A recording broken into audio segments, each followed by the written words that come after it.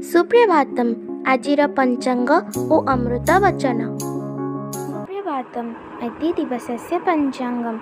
अद्य श्री श्वेतवराह कल्पस्य वैवस्वतमन्वन्तरः द्वितीयपरार्धः उत्तरायणः ग्रीष्मऋतुः वैशाखमासस्य शुक्लपक्षप्रतिपत्तिथिः बृहस्पतिवासरश्च जुकाप्त षड्विंशत्यधिक एकपञ्चाशत्शतं विक्रमसंवत् 81-द्विसहस्रं मे मासस्य 9वी तारिका।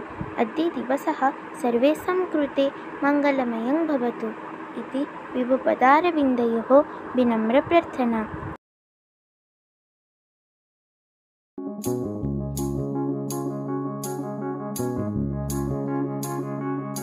प्रेम काहाकु कहन्ति जान?